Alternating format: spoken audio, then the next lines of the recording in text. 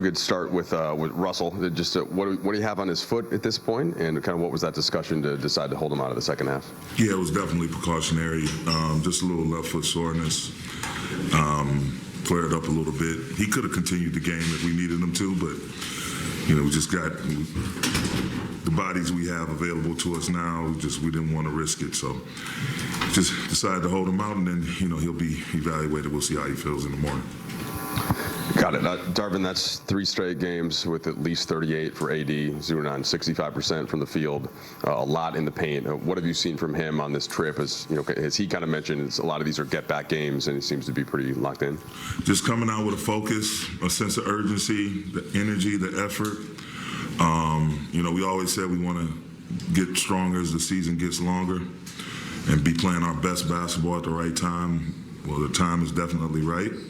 And everybody's in a good rhythm. And starting with him first and foremost, he understands wholeheartedly what we need him to do, and he's coming out and trying to do that, on an individual basis. But playing within himself, playing the game the right way, really not trying to force anything, and definitely not settling.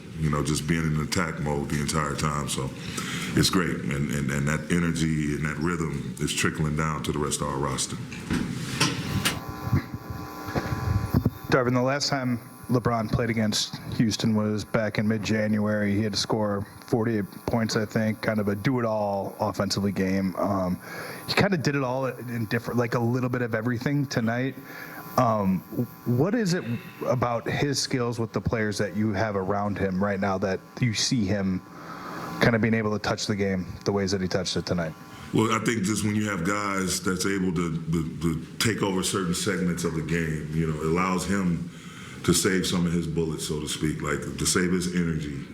Not that he's not playing hard, but we're not dependent on him for every single thing. He can just sit back, play the game the right way as he always does, pick apart the defense, whether it's a rebound, whether it's a pass or a hockey assist, the pass to set up the scoring pass, the reads. And I just think everybody that we've acquired, again, the high IQ that's in that locker room, the pieces that fit so perfectly around Bron and A.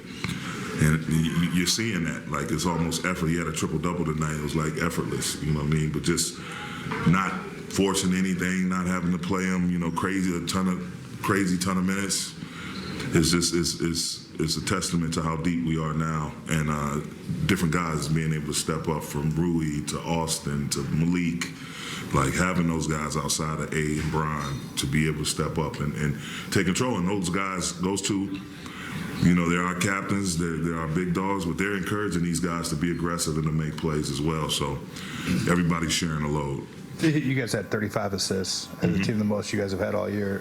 When your best player is not letting the ball stick in his hands like that, does that have an effect, you think, on everybody as a whole and Totally. Gets the ball kind of energized? It's a much more fun brand of basketball to play when the ball is hopping and moving.